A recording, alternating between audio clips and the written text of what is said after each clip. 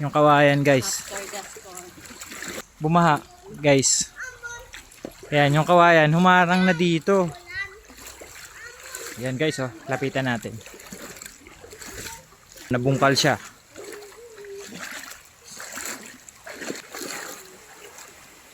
Ayan. Pero ang linaw ng tubig guys. Ito guys. Ayan yung nabungkal.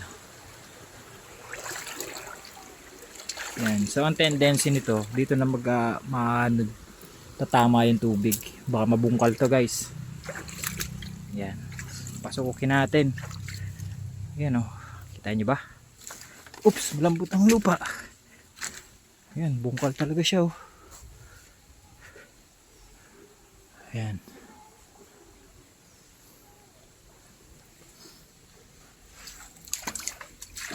Ayan. Pinasok na natin. Parang naging lagusan na siya. Oops! Lambot. Buhangin. Ay lupa. Lah.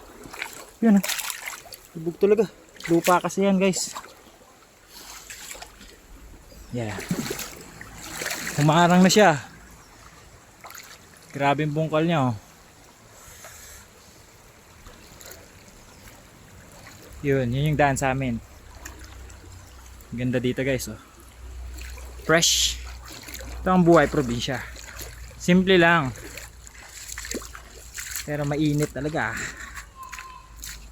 Malamig tubig dito guys. Mainit lang yung araw kasi tanghali. Yan oh, ganda di ba? Yan ang Quezon Province. One of the beautiful places sa Quezon Province. Ito yung San Diego River. Yun yung daan papunta sa bahay. Oops, yung anak ko. Si Ate Sang. Ate! Tapos may isa pa doon na bata. Ayun o. Oops!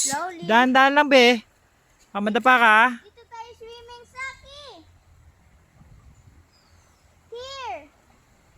Maganda dyan be. Hindi na no? Ayun o. Ganda o. Hi Zaki. Dito tayo swimming. Ha? Dito tayo swimming. Yan guys ah. Bye. Bye guys. Bye guys. Zaki bye.